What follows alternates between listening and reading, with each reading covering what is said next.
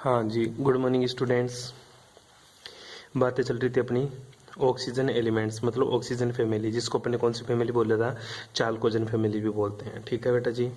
अब oxygen family में अपन ने इलेक्ट्रॉनिक कॉन्फ़िगरेशन की बात कर ली थी। ऑक्सीजन फैमिली का जो एलिमेंट्स थे वो कौन कौन से थे तेरे, वो था तेरा ऑक्सीजन, ठीक है, तेरा सल्फर हुआ करता है ऐसे, ठीक है, एस, फिर तेरा सेलेनियम होगा, ठीक है, फिर टी, और फिर तेरा पोलिनियम लास्ट होगा। ये एलिमेंट्स की बात करी थी। इस एलिमेंट्स के बारे में थोड़ा सा मोटी मोटी चीज़ मैं तेरे को दोबारा से बता देता हूँ एक बार। बेटा अगर इस सीरीज में ऊपर से नीचे जाएगा तो तेरी साइज़ क्या होती है, बढ़ती है।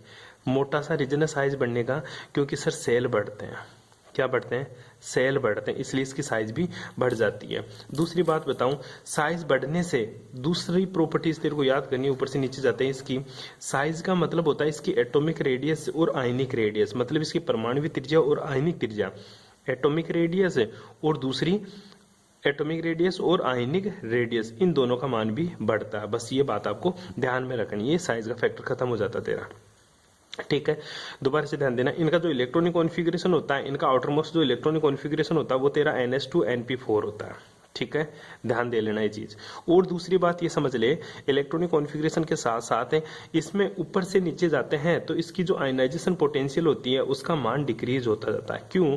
ऊपर से नीचे जाने पर साइज बढ़ती है। क्या बढ़ती है बेटा? साइज बढ़ती है, इसलिए इसका जो IP का मान हो जाता है वो क्या हो जाता है, कम हो जाता है। ठीक है, जो ग्रुप 16 है, इनका आयनाइजेशन पोटेंशियल का मान ग्रुप 15 की तुलना में कम होता है, क्योंकि ग्रुप 15 का जो इलेक्ट्रॉनिक कॉन्फ़िगरेशन होता है वो हाफ फील्ड और फुल फील्ड होता है, मतलब अर्धपूरित और पूर्ण पूरित होता है, जिसकी वजह से उनका इलेक्ट्रॉनिक कॉन्फ़िगरेशन की वजह से उनका IP ज्यादा होता है। ग्रुप 15 का IP ग्रुप 16 की एलिमेंट्स की तुलना में ज्यादा होता है। मोटा सा आंसर है, due to the fact of the group 15 elements have the extra stabilized by half filled p orbital electronic configuration. जो ग्रुप 15 एलिमेंट्स होता है वो ज्यादा स्टेबल होते हैं half filled p orbital electronic configuration की वजह से। आई बात समझ में?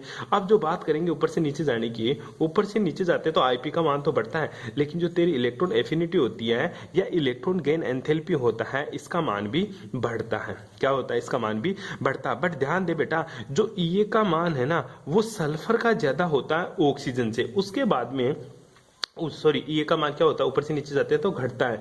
ठीक है, सल्फर का ज्यादा होता है E का मान सल्फर ऑक्सीजन से।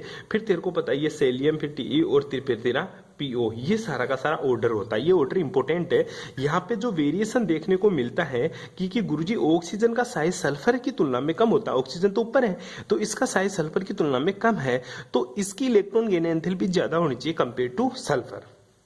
कंपेयर टू सल्फर, इस बात को मैंने लास्ट क्लास में बता दिया था।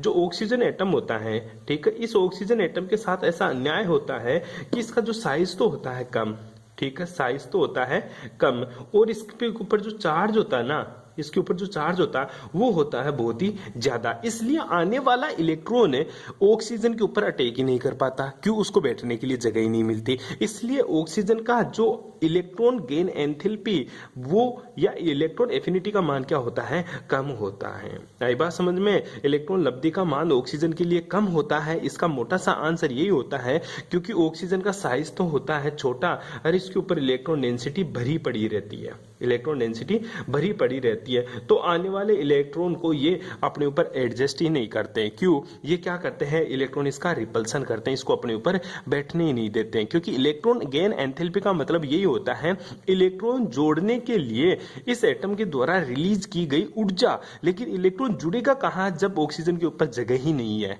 ऑक्सीजन के ऊपर कोई स्पेस ही नहीं है। क्यों? इलेक्ट्रॉन डेंसिटी भरी पड़ी है ऑक्सीजन का साइज छोटा होने की वजह से। इसलिए ऑक्सीजन की इलेक्ट्रॉन गेन एंथैल्पी सल्फर की तुलना में कम हो जाती है। ये ऑर्डर आपको इंपॉर्टेंट है, याद करना है बेटा। ठीक है, अब दूसरी चीज और देख ले, इलेक्ट्रॉन नेगेटिविटी। ठीक है, ऊपर से नीचे जाते हैं तो तेरी साइज बढ़ती है, साइज बढ़ने के साथ साथ इन एलिमेंट्स की जो इलेक्ट्रॉन नेगेटिविटी होती है उसका मान घटता जाता है।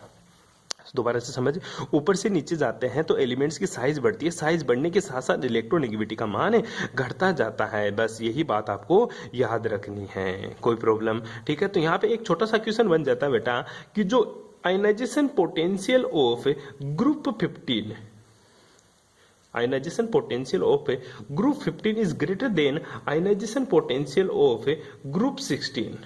ठीक है, ऐसा क्यों होता है? ग्रुप 15 की तुलना में ग्रुप 16 का आयनाइजेशन पोटेंशियल कम होता है, या ग्रुप 15 का आयनाइजेशन पोटेंशियल आयनन विभव का मान ग्रुप 16 की तुलना में ज्यादा होता है।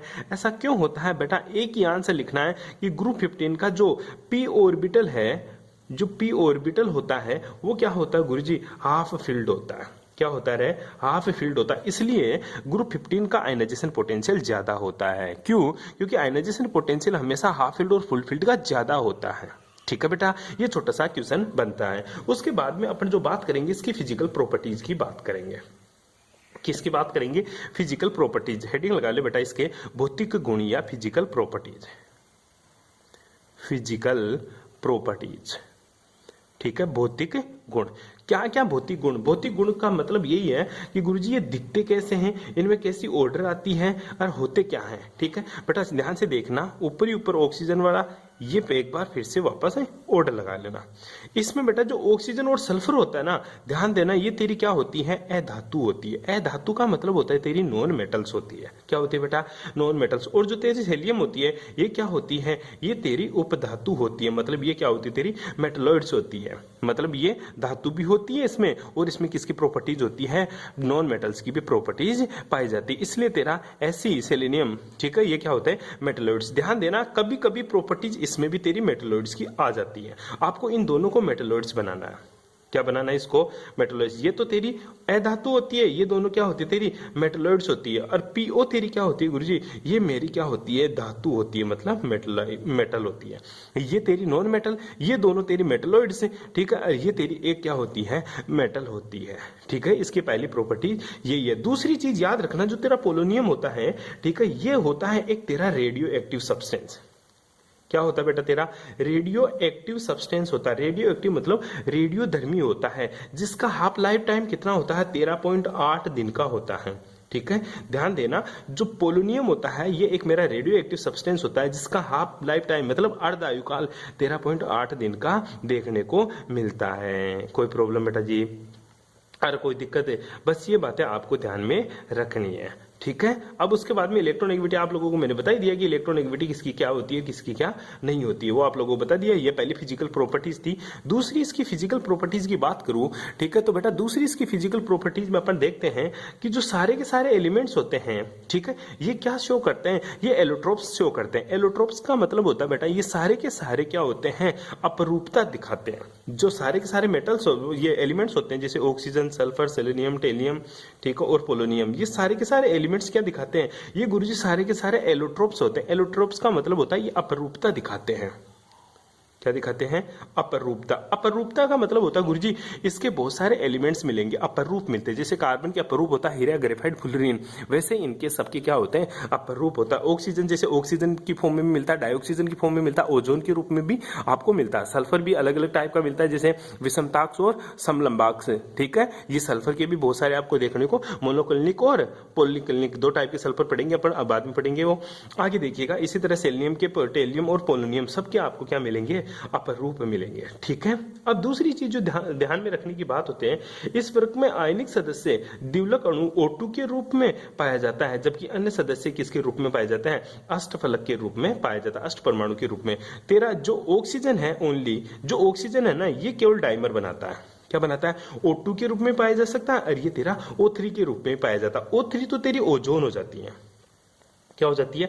ओजोन। लेकिन तेरी जो O2 है ये सिर्फ ऑक्सीजन एलिमेंट्स O2 गैस के रूप में पाया जाता है। मतलब ये किसकी फॉर्म में पाया जाता है? केवल डाइमर, मतलब द्विलक बनाता है। लेकिन जो सारे के सारे और एलिमेंट्स है, जैसे सल्फर हुआ, ये तेरा S8 बनाता है, ये भी क्या बनाता है? Se8 बनाता है, ये भी Te8 बनाता है, और PO भी तेरा क्या बनाता है? 8 बनाता है। याद करो कक्षा 11 के अंदर मैंने सल्फर का एटॉमिक वेट निकाला था, याद करना। तब मैंने बोला था सल्फर के 8 अणु काम में लेते हैं अपन। पहली क्लास थी, सल्फर S8 की फॉर्म में मिलता है। तेरे को किसकी फॉर्म में मिलेगा?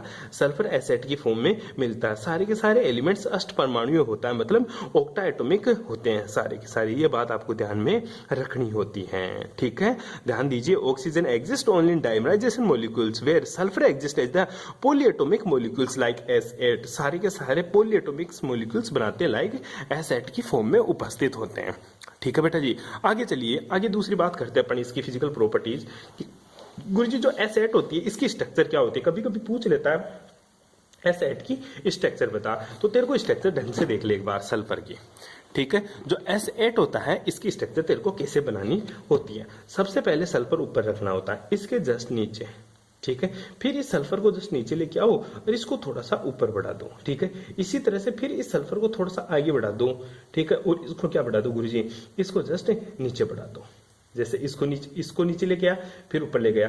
अब यहाँ पे दूसरा सल्फर ले और इसका जो सल्फर है बिल्कुल वो यहाँ आ जाएगा। फिर एक सल्फर तू वापस से यहाँ रखते हैं, ठीक है। तो क्या करेगा, इसको इससे मिला दे, फिर इसको इससे मिला दे, फिर इसको इससे मिला दे, इसको इससे मिला दे। इसी प्रकार इसको इससे मिला दे, फिर इसको इससे मिला दे, इसको इससे मिला दे और इसको इससे जोड़ दे, ठीक है। काउंट कर ले, 1 2 3 4 5 6 7 8। टोटल सल्फर कितने होते हैं, 8 होते हैं। इसको क्राउन शेप बोलते हैं। क्या बोलते हैं, क्राउन शेप, ठीक है। जो सल्फर की शेप होती है वो किस टाइप की होती है गुरुजी, क्राउन शेप के फॉर्म में पाया जाता है। ये कभी कभी आपको स्ट्रक्चर पूछ लेता है, कोई प्रॉब्लम नहीं आता, ठीक है। अब क्वेश्चन क्या बनता है, दूसरा क्वेश्चन ये बनता है कि ऑक्सीजन तथा सल्फर के गलनांक में, सल्फर के गलनांक में, ठीक है, melting point of oxygen and sulphur have large difference bye, ठीक है। ऑक्सीजन और सल्फर के गलनांक मेल्टिंग पॉइंट में बहुत ज्यादा अंतर होता है, गलनांक में अधिक अंतर होता है, क्यों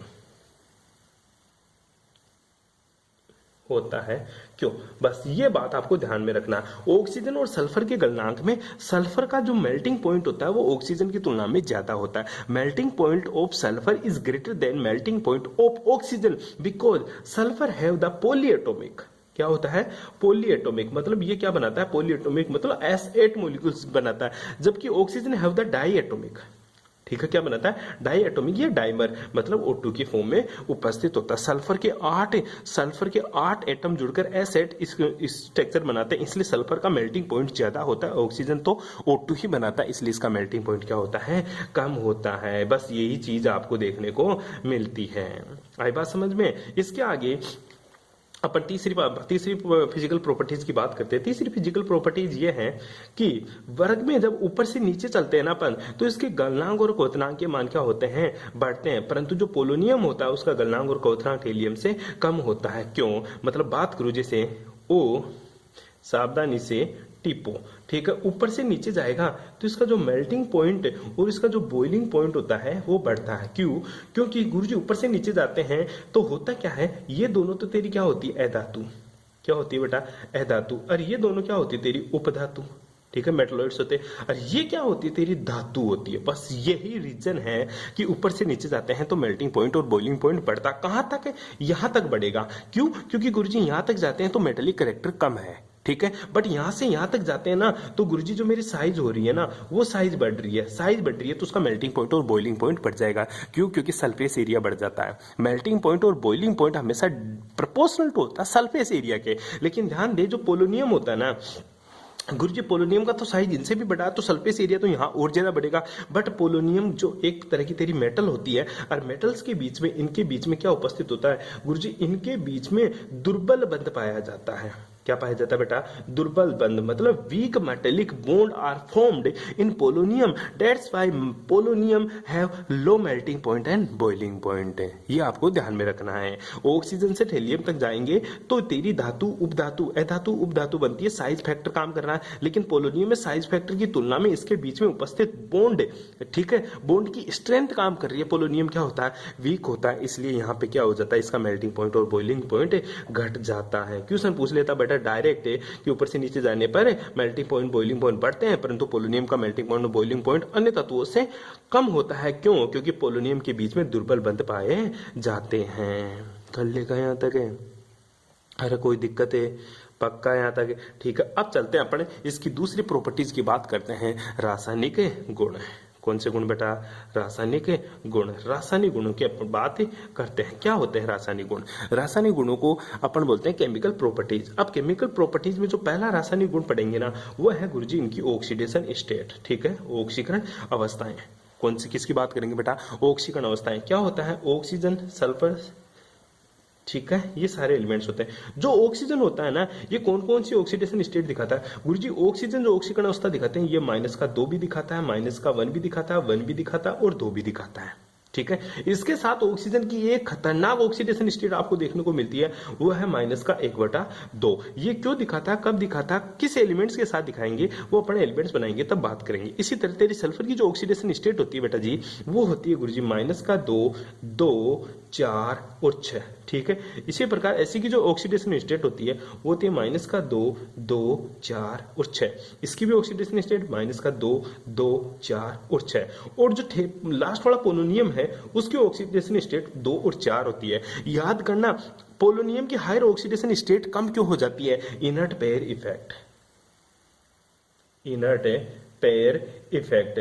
ठीक है, अक्रिय युग्म प्रभाव। ध्यान देना, क्वेश्चन पूछ लेता अदर एलिमेंट्स की हायर ऑक्सीडेशन स्टेट स्टेबल है, लेकिन पोलोनियम तो 2 और 4 ही दिखाता है, ये कौन सी ऑक्सीडेशन स्टेट नहीं दिखाता, 6 ऑक्सीडेशन स्टेट नहीं दिखाता। इसका मोटा सा आंसर है इनर्ट पेयर इफेक्ट।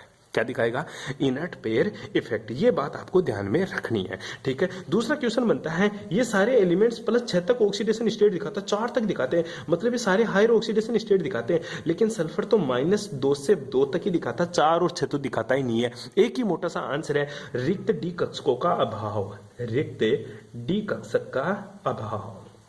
ठीक है। इसमें डी कक्षक क्या होता है, नहीं होता। ऑक्सीजन के अंदर रिक्त डी मतलब vacant d orbital is absent in oxygen, due to vacant d orbital is absent in oxygen, that's why oxygen does not show higher oxidation state in your column.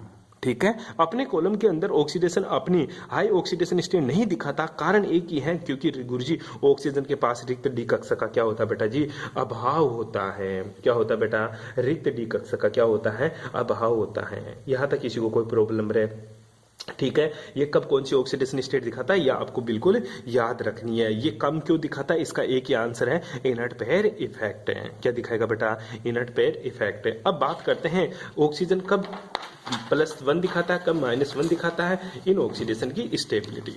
अब बात करें छोटी छोटी। ठीक है। सबसे पहले अपन बात करते हैं ऊपर से नीचे जरा। पहले इलेक्ट्रॉनिक कॉन्फ़िगरेशन क्या होता है, NH2 और NP4 होता है। ठीक है, NH2 और NP4 होता है। ठीक है। अब बताए ऑक्सीजन कितने इलेक्ट्रॉन ले सकता है, कितने इलेक्ट्रॉन दे सकता है, वो देख ले। ऑक्सीजन, ठीक है। अब बात करते हैं इसका इलेक्ट्रॉनिक कॉन्फ़िगरेशन सबका क्या होता है, NH2 NP4। ठीक है। यहां क्या होता है, NH2 NP4। ठीक है, NH2 NP4 और ND0 होता है। यहां पे डी कक्षक आना शुरू हो जाता है तेरा। ठीक है, जो 0 होता है, सबका इलेक्ट्रॉनिक कॉन्फ़िगरेशन फिर यही मिलेगा आपको। अब जब पिक की बात करते हैं तो पिक के अंदर कितने इलेक्ट्रॉन्स होते हैं गुरुजी, इसके अंदर तो 2 इलेक्ट्रॉन, इसके अंदर 2, ठीक है, सॉरी 1, और इसके अंदर भी कितना इलेक्ट्रॉन, 1, और एस में कितने होते हैं, 2। ठीक है। बता अनपेड इलेक्ट्रॉन कितने, गुरुजी इसके पास अनपेड इलेक्ट्रॉन सिर्फ 2 है। ठीक है। ऑक्सीजन के पास अनपेड इलेक्ट्रॉन कितने हैं, 2। तो ऑक्सीजन क्या कर सकता है, 2 अनपेड इलेक्ट्रॉन के साथ या तो किसी को देगा, अगर अपने 2 इलेक्ट्रॉन दे दिया तो कौन सी ऑक्सीडेशन स्टेट दिखाएगा, +2। अगर 1 दे दिया तो +1। इसी तरह ऑक्सीजन अगर 1 इलेक्ट्रॉन खींच लिया -1, 2 खींच लिया तो -2। इस तरह से ऑक्सीकरण अवस्थाएं दिखाता है कौन, तेरा ऑक्सीजन। सिंपल सी बात बताई बेटा। अब इसमें क्या होता है, इसमें एस के इलेक्ट्रॉन तो होते ही है 2। ठीक है। पी में कितने होते हैं, पी में गुरुजी 4 इलेक्ट्रॉन, 2 इसमें, ठीक है, सॉरी 2 इसमें, ऊपर नीचे दोनों का ध्यान से बनाना इसको। ठीक है, 2 तो इसमें, 1 इसमें और 1 इसमें। अब क्या करता, आगे वाला रिक्त डी कक्षक खाली रहता है इसके पास। कौन सा कक्षक खाली रहता है, रिक्त डी कक्षक। तो ये क्या करता है, अपना 1 इलेक्ट्रॉन यहां ट्रांसफर कर देगा, 1 इलेक्ट्रॉन यहां ट्रांसफर कर देगा। इस तरह से इसके पास, इन एलिमेंट्स के पास 6 इलेक्ट्रॉन बच जाते हैं। 6 इलेक्ट्रॉन अनपेयर्ड होते हैं। कितने इलेक्ट्रॉन होते हैं, 6 अनपेयर्ड। 3 तो यहाँ, 1 यहाँ से गया 4, 1 यहाँ से गया 5 और 1 इसमें 6। इस तरह से इन सभी एलिमेंट्स के पास 6 इलेक्ट्रॉन अनपेयर्ड होते हैं, इसलिए +6 तक ऑक्सीकरण अवस्थाएं दिखाते हैं, या 6 तक इसकी कोवेलेंसी पाई जाती है। कौन कौन से एलिमेंट्स बनाता है वो जरा देखिएगा एक बार के लिए। ठीक है। +2 के ऑक्सीडेशन, -2 के जो ऑक्सीडेशन अवस्था प्रदर्शित करेगा वो कौन प्रदर्शित करेगा, जैसे तेरा मैं दे दूं Na2O2। ठीक है। इसमें ऑक्सीजन की ऑक्सीकरण अवस्था -2 मिलेगी। जैसे मैं तेरे को दे दूं बेरिलियम ऑक्साइड। ठीक है, इस तरह से जैसे मैं SrO2 दे दूं, ठीक है। अगर मेटल के साथ ऑक्सीजन को जोड़ेगा तो ये ऑक्सीजन की जो ऑक्सीकरण अवस्था होगी वो क्या मिलेगी तेरे को बेटा, -2 देखने को मिलेगी, ठीक है। क्या देखने को मिलेगी, -2। -1 ऑक्सीडेशन स्टेट कहां प्रदर्शित करती है बेटा, अगर मैं तेरे को H2O2 दे दूं, पेरोक्साइड दे दूं, ठीक है, इसकी स्ट्रक्चर कैसी होती है, HOOH, ठीक है। तो जब ऑक्सीजन टूटेगा तो इसके ऊपर प्लस और इसके ऊपर क्या आएगा, माइनस, इस तरह से ये -1 ऑक्सीडेशन स्टेट भी दिखाता है, ठीक है। आई बात समझ में, अरे कोई प्रॉब्लम। अब बात आती है, तूने एक बजी -1/2 बताया था, एक बार तूने किसको के लिए बोला था, -1/2, वो कहां दिखाता है, वो तेरा सुपर ऑक्साइड में दिखाता है।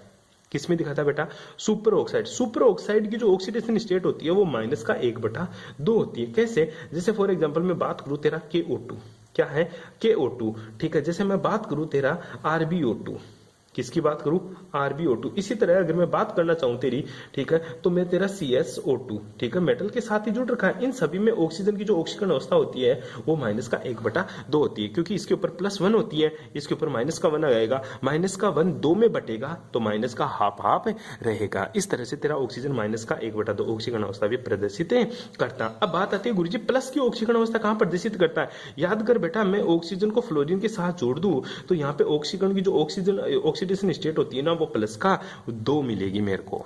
कितनी मिलेगी बेटा, +2, क्योंकि फ्लोरीन की विद्युत ऋणता ऑक्सीजन से ज्यादा है, फ्लोरीन की इलेक्ट्रोनेगेटिविटी ऑक्सीजन से ज्यादा है, इसलिए फ्लोरीन ऑक्सीजन से इलेक्ट्रॉन खींच लेता है और ऑक्सीजन के ऊपर +2 चार्ज छोड़ता है। यहाँ पे मेटल की जो इलेक्ट्रोनेगेटिविटी है वो ऑक्सीजन से कम होती है, इसलिए मेटल को बेचारी को ऑक्सीडेशन नंबर देना पड़ता है ऑक्सीजन को, मेटल को इलेक्ट्रॉन देना पड़ेगा ऑक्सीजन को, इसलिए -2 और यहाँ पे क्या मिलती है तेरे को, +2 देखने को मिलती है। सर O2F2 की बात करूं, किसकी, O2F2 की, तो यहाँ पे ऑक्सीजन की जो ऑक्सीडेशन स्टेट आएगी वो तेरी +1 देखने को मिलती है। कोई प्रॉब्लम बेटा, ठीक है। बस ये बात आपको ध्यान में रखनी है, ऑक्सीजन का ही मोटा सा तेरे को पूछता है कैसे क्या इसकी ऑक्सीडेशन स्टेट होती है और कैसे क्या नहीं होती है। कोई प्रॉब्लम यहाँ तक कर लेगा, सिंपल सा चैप्टर था, ठीक है। उसके बाद में एक छोटा सा टॉपिक आता तेरा कि अबनॉर्मल बिहेवियर ऑफ ऑक्सीजन,